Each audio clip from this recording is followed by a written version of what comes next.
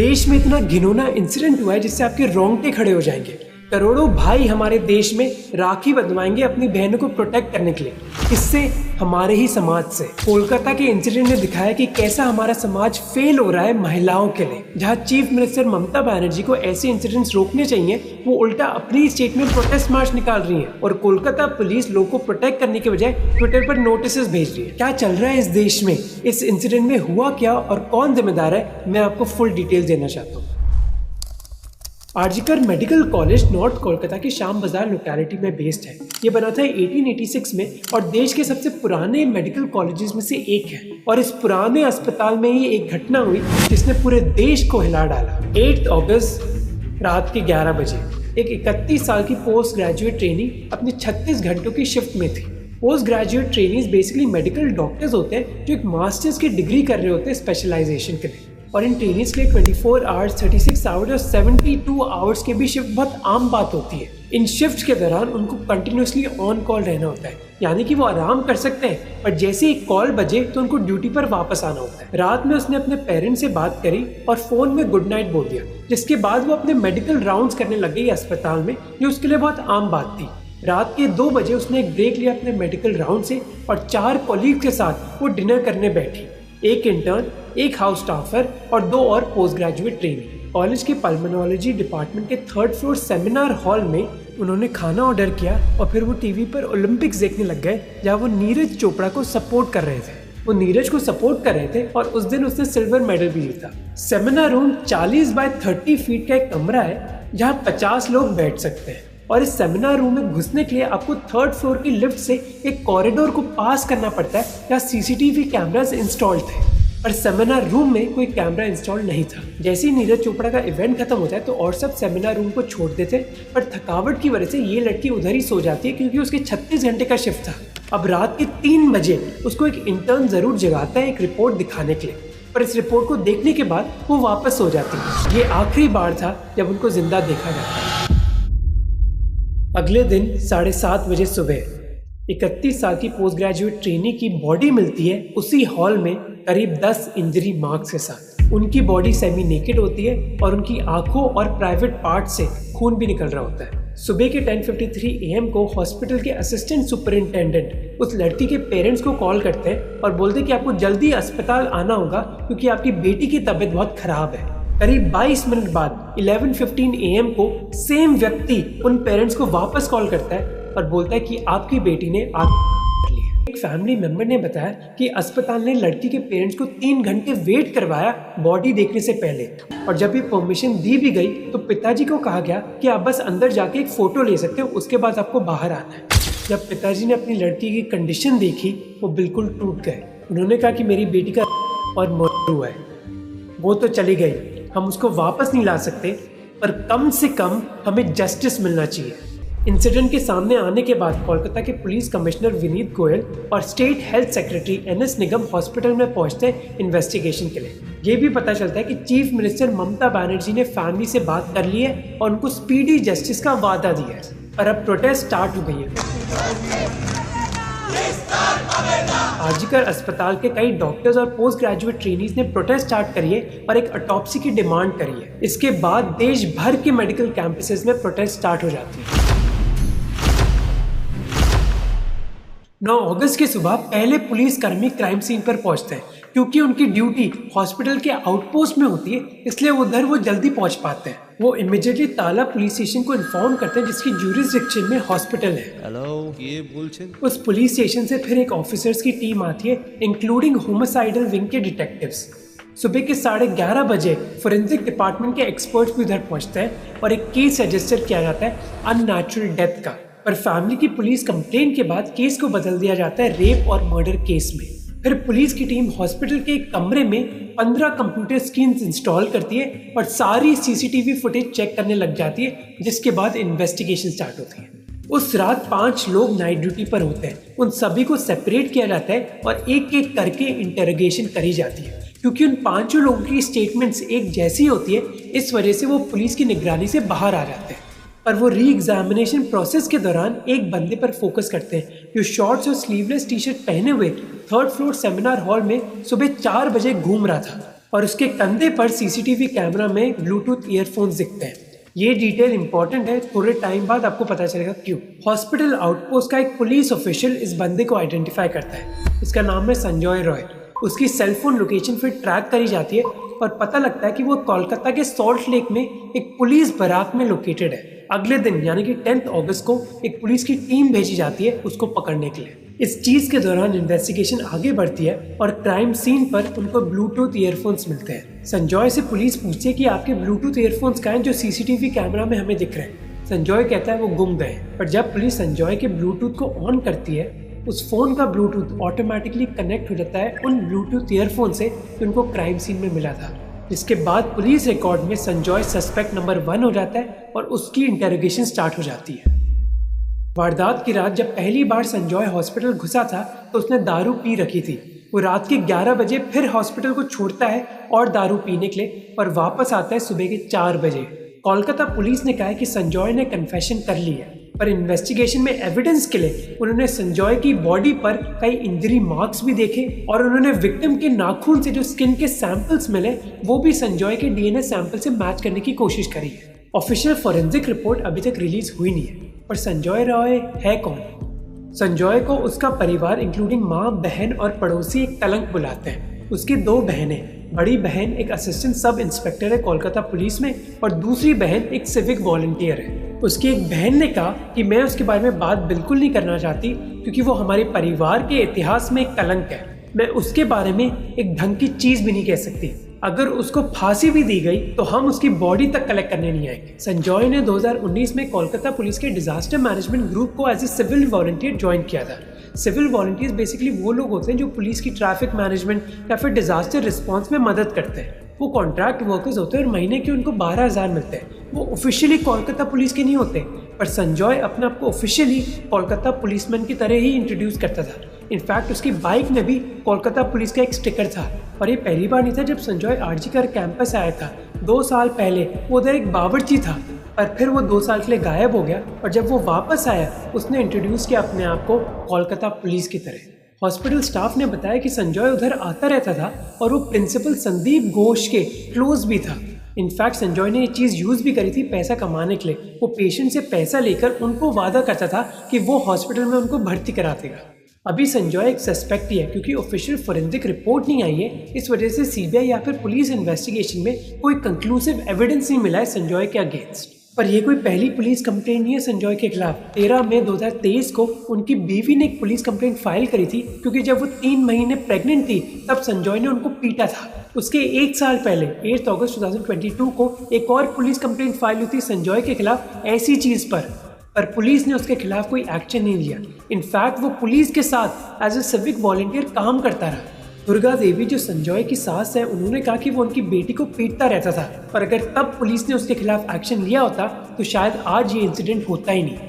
ये behaviour rapist के अंदर बहुत आम बात है। याद रखना कि रेप सेक्स के बारे में नहीं है बल्कि पावर और कंट्रोल के बारे में। रेपिस्ट के अंदर कोई सॉरी की फीलिंग भी नहीं होती, उल्टा वो दोष डालते विक्टिम पर ही। जैसे देखिए कि मुकेश सिंह जिनको फांसी की सजा दी गई थी निर्भया कांड में, वो क्या बोलते हैं। ताली कभी एक हाथ से नहीं बजती, दोनों हाथों से बजती है। ये चीज़ देखी जाए, अगर कोई शरीफ लड़की होती है रात को 9 बजे मतलब नहीं घूमती है।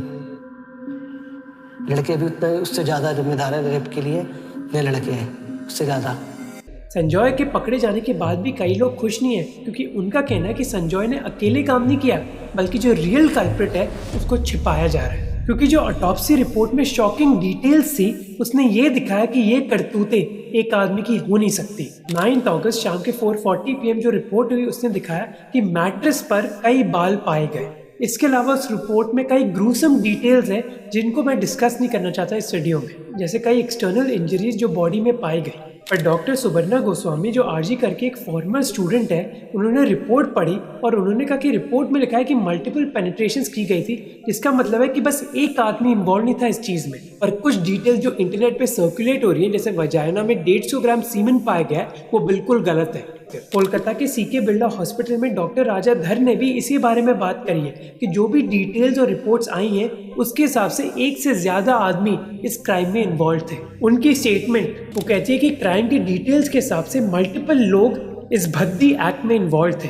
इसी वजह से इन्वेस्टिगेशन अभी कंप्लीट नहीं हुई है, पर जो माहौल था वो ममता बनर्जी सरकार के खिलाफ चले जाता है जब लोगों को पता चलता है कि सरकार ने कॉलेज के प्रिंसिपल के साथ क्या किया है। आरजी कर के प्रिंसिपल है संदीप घोष। जैसे मैंने आपको पहले बताया था कि विक्टिम की फैमिली को बताया गया कि लड़की ने आत्महत्या करी है, क्योंकि प्रिंसिपल एडमिनिस्ट्रेटिव हेड होता है किसी भी कॉलेज का, इसलिए जिम्मेदारी तो प्रिंसिपल की होती है और इसका अंदाजा लगाना बहुत ही मुश्किल है कि प्रिंसिपल का अप्रूवल लिया नहीं गया था विक्टिम की फैमिली को कॉन्टैक्ट करने से पहले। घिनौनी बात तो यह है कि प्रिंसिपल ने विक्टिम पर दोष डालने की कोशिश करी। उन्होंने कहा कि किसी भी लड़की का सेमिनार हॉल में देर रात अकेले जाना बहुत ही इररिस्पॉन्सिबल है।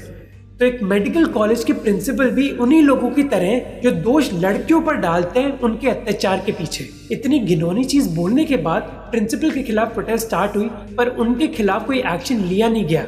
फाइनली 3 दिन बाद 12 अगस्त को उन्होंने रिजाइन किया, पर बंगाल सरकार ने उनका रेजिग्नेशन एक्सेप्ट नहीं किया, बल्कि उनको ट्रांसफर करवा दिया कलकत्ता नेशनल मेडिकल कॉलेज में, जहां वो प्रिंसिपल बन गए। मतलब आप कोई जिम्मेदारी उठाओ नहीं और इतनी घिनौनी चीज बोलो, उसके बाद आपको पोजीशन से हटा नहीं दिया जाएगा, बल्कि दूसरे मेडिकल कॉलेज का प्रिंसिपल बना दिया जाएगा। वाह भाई वाह। उल्टा उनकी नई अपॉइंटमेंट रोकने के लिए डॉक्टर, स्टूडेंट्स और जूनियर इंटर्न्स ने ऑफिस के दरवाजे ही बंद कर दिए ताकि ये प्रिंसिपल अपनी नई पोजीशन ना ले सके। तृणमूल कांग्रेस के 2 सीनियर मेंबर्स उधर स्टूडेंट्स को ठंडा करने के लिए गए। ये थे एमएलए स्वर्णा कमल और स्टेट मिनिस्टर जावेद अहमद खान। पर स्टूडेंट्स ने कहा कि आप हमें ठंडा करने के लिए क्या आए हो? अगर आपको इतनी परवाह है तो संदीप घोष को नया प्रिंसिपल क्यों बना दिया? संदीप घोष के तृणमूल कांग्रेस से बहुत क्लोज टाइज है और कई डॉक्टर्स ने यह आरोप लगाया कि वो हॉस्पिटल को चलाते थे जैसे उनका खुद का किंगडम हो। अख्तर अली, जो आरजी करके फॉर्मर डेप्यूटी सुपरिंटेंडेंट थे, उन्होंने कहा कि संदीप सबसे करप्ट लोगों में से एक है। कई स्टूडेंट्स जिन्होंने संदीप के नीचे काम किया है वो कहते हैं कि ये प्रिंसिपल डिक्टेटर से कम नहीं है। एक मेडिकल इंटर्न ने इंटरव्यू में बताया कि डॉक्टर संदीप घोष कुछ भी कर सकता है तुम्हारे खिलाफ। वो अपने पॉलिटिकल कनेक्शंस यूज करता है स्टूडेंट्स को धमकी देने के लिए, अगर वो उनकी बात माने ना। कई स्टूडेंट्स को उसने फेल करवा दिया है क्योंकि उन्होंने अपनी आवाजें उसके खिलाफ उठाई है। विक्टिम की फैमिली के लॉयर ने कहा कि सरकार ने प्रिंसिपल को हटाने की बजाय ट्रांसफर कर दिया है। हम सरकार पर कैसे भरोसा कर सकते हैं? इसी वजह से कोर्ट ने केस को ट्रांसफर कर दिया सीबीआई के हाथ में, क्योंकि लोगों का भरोसा कोलकाता पुलिस से चले गया था। अब ये समझने के लिए कि लोग क्यों ट्रस्ट नहीं करते वेस्ट बंगाल सरकार को एक इंडिपेंडेंट इन्वेस्टिगेशन करने के लिए, आपको समझना होगा कि बंगाल की पॉलिटिक्स काम कैसे करती है। वेस्ट बंगाल की राजनीति में तृणमूल कांग्रेस का हर जगह कंट्रोल है, जो उन्होंने कम्युनिस्ट पार्टी से ही सीखी है। जिसका मतलब है कि यूनिवर्सिटी पॉलिटिक्स हो या फिर पंचायत की पॉलिटिक्स, हर जगह तृणमूल कांग्रेस का ही बोलबाला है। इस वजह से कई लोग उनके खिलाफ बोल भी नहीं सकते। अब इस वीडियो में मैं डिटेल में नहीं जाऊंगा, आप ये वीडियो देख लेना।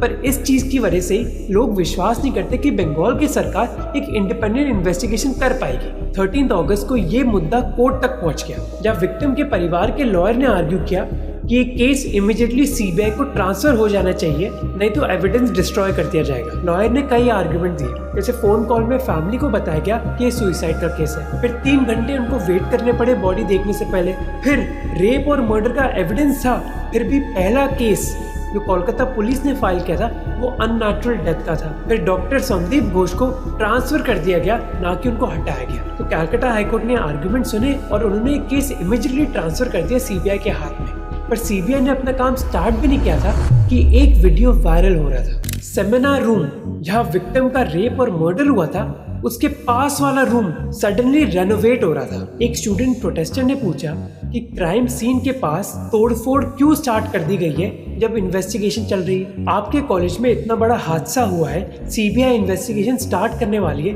तो फिर रेनोवेशन करने की क्या जरूरत है? क्या जल्दीबाजी है इस रेनोवेशन की? इसके अलावा सोशल मीडिया पर कई और अफवाहें फैलने लगी, जैसे एक सेक्स और ड्रग रैकेट उधर चल रहा था। क्योंकि कुछ डिटेल्स इतनी भद्दी और कॉन्क्रीट एविडेंस नहीं दिया गया किसी भी ऑफिशियल रिपोर्ट में, इसी वजह से ऐसी चीजों के बारे में मैं इस वीडियो में बात नहीं करूँ। तो जो पूरी पब्लिक थी उनका ट्रस्ट चले गया था एडमिनिस्ट्रेशन से कि वो ढंग से इन्वेस्टिगेशन कर पाएंगे। 14 अगस्त को उन्होंने एक प्लान बनाया एक साइलेंट प्रोटेस्ट का। आज़ादी के दिन के पहले रिक्लेम द नाइट मार्चेस हुई देश भर में, ये दिखाने के लिए कि महिलाएं भी पब्लिक स्पेसेस में हिस्सा ले सकती। ये प्रोटेस्ट देश भर में पीसफुल थी, पर सडनली आरजीकर अस्पताल के पास प्रोटेस्ट ने एक बहुत डेंजरस टर्न लिया। 12 बजने के बाद आरजीकर अस्पताल में वायलेंस देखने को मिला। कई अननोन लोगों ने बैरिकेड तोड़कर डॉक्टर्स को मैनहैंडल किया और हॉस्पिटल प्रॉपर्टी को तोड़ डाला। इमरजेंसी बेड्स जहां कई पेशेंट्स मौजूद थे उनको तोड़ा गया और मजबूरन डॉक्टर्स, नर्सेज और कई पुलिस ऑफिसर्स को भागना पड़ा। प्रोटेस्टर्स ने बताया कि ये अननोन लोग ट्रकों में प्रोटेस्ट साइट में आए थे, पर किसी को ये पता नहीं था कि ये कौन थे। इनमें से कई लोग तो लड़कियों के हॉस्टल तक चढ़ने की कोशिश कर रहे थे। एक पैनिक सा एनवायरनमेंट क्रिएट हो गया। रात के 2 बजे कोलकाता के पुलिस कमिश्नर विनीत गोयल उधर पहुंचे और उन्होंने दोष डाला मीडिया पर। उन्होंने कहा कि मीडिया ने एक डिस्ट्रस्ट क्रिएट कर दिया है पुलिस और सिविल सोसाइटी के बीच।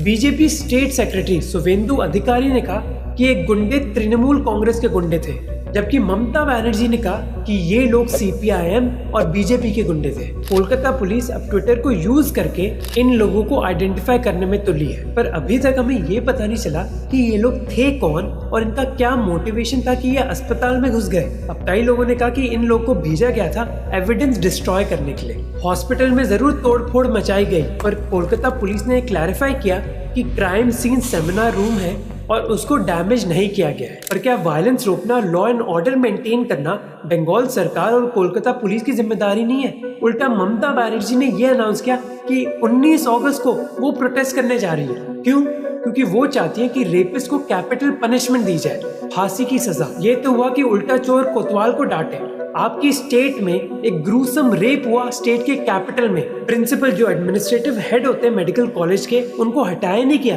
बल्कि उनका ट्रांसफर कर दिया गया। ये केस फिर सीबीआई को ट्रांसफर कर दिया जाता है और फिर आप मांग कर रहे हो स्पीडी जस्टिस और कैपिटल पनिशमेंट की। पुलिस आपकी, सरकार आपकी, तो ये नाटक किस चीज का हो रहा है?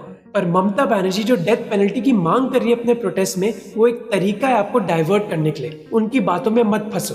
उनकी तरह कई लोग हैं सोशल मीडिया पर जो कह रहे हैं कि देश में रेप्स बस इस वजह से हो रहे हैं क्योंकि हमारी पनिशमेंट इतनी स्ट्रिक्ट नहीं है। वो कहते हैं कि नॉर्थ कोरिया, अफगानिस्तान और सऊदी अरेबिया जैसे देशों को देखो जहाँ रेपिस्ट को बहुत कड़ी सजा दी जाती है। अगर इंडिया में भी ऐसा हो गया तो इंडिया एकदम से सेफ और डेवलप देश बन जाएगा, है ना? एकदम गलत। ये बहुत ही वाहियात आर्ग्यूमेंट है। मैं आपको बता दूं क्यों। इंडिया में जो 97% रेप्स होते हैं उधर विक्टिम क्रिमिनल को जानती है, तो यानी कि रेपिस्ट फ्रेंड, फैमिली मेंबर या फिर आस पड़ोस का आदमी होता है। अब मान लो कि अगर रेपिस्ट फैमिली मेंबर है और सजा डेथ पेनल्टी है, तो आपको लगता है कि क्या होगा लड़की के साथ? लड़की को बोल दिया जाएगा कि चुप रहे, परिवार में ही इस चीज को सॉल्व कर देते हैं, बेचारा ये मर जाएगा। दूसरी चीज, किसी भी क्रिमिनल के दिमाग में 2 चीजें होती हैं। पहली है कि पनिशमेंट कितनी स्ट्रिक्ट होगी और दूसरी की क्या संभावना है कि वो पकड़े जाएंगे। हमारा पूरा देश बस पनिशमेंट से ही ऑब्सेस्ड है कि फांसी पर चढ़ा दो, गोली से मार दो। हम दूसरी चीज के बारे में तो भूल ही जाते हैं। आपको लगता है कि रेपिस्ट को पता नहीं है कि उसको सजा मिलेगी? उसको पता है, पर वो कॉन्फिडेंट है कि केस जाएगा ही नहीं उधर तक। रेप केसेस में कन्विक्शन रेट बस 27% है, यानी कि 73% केसेस में कोई कन्विक्ट नहीं होता। इसीलिए पनिशमेंट बढ़ाने की जगह हमें बेटर पुलिसिंग और फास्टर कोर्ट्स में इन्वेस्टमेंट करनी चाहिए। 2019 में एक फेमस हैदराबाद रेप और मर्डर केस हुआ था जब पुलिस ने सस्पेक्ट्स का एनकाउंटर कर दिया था। सिर्फ आधे घंटे में पुलिस ने 4 आरोपियों का एनकाउंटर किया। तब पूरा देश जश्न में था कि देखो क्या हो रहा है रेपिस्ट के साथ। इस एनकाउंटर के बाद क्या रेप्स बंद हो गए हमारे देश में? नहीं, क्योंकि ना पुलिसिंग बदली और ना कोर्ट्स। ममता बनर्जी आपको बेवकूफ बना रही है ये कहकर कि डेथ पेनल्टी की मांग करनी चाहिए हमें, जबकि उनको अपना टाइम स्पेंड करना चाहिए कोलकाता पुलिस को इम्प्रूव करने में, और उनको अपना टाइम स्पेंड करना चाहिए बच्चों के बीच जेंडर इक्वालिटी प्रमोट करने में। याद रहे कि रेप बस एक तरीका होता है सेक्सुअल एक्सप्लॉयटेशन का। हर दिन जो लड़कियां घूरी जाती हैं और उन पर ताने मारे जाते हैं, वो एक और तरीका है सेक्सुअल एक्सप्लॉयटेशन का। और ये तभी सॉल्व होगा जब हम हमारे बच्चों को ढंग की सीख देंगे। तारों की टोली एक एनजीओ है जो इस प्रॉब्लम की जड़ को सॉल्व करने की कोशिश कर रही है। कैसे? बच्चों को पढ़ा के जेंडर इक्वालिटी के बारे में। अगर हमें इस प्रॉब्लम की जड़ को सॉल्व करना है तो हमें ऐसी एनजीओ को ही सपोर्ट देना होगा, क्योंकि प्रॉब्लम तब सॉल्व होगी जब समाज की सोच बदलेगी।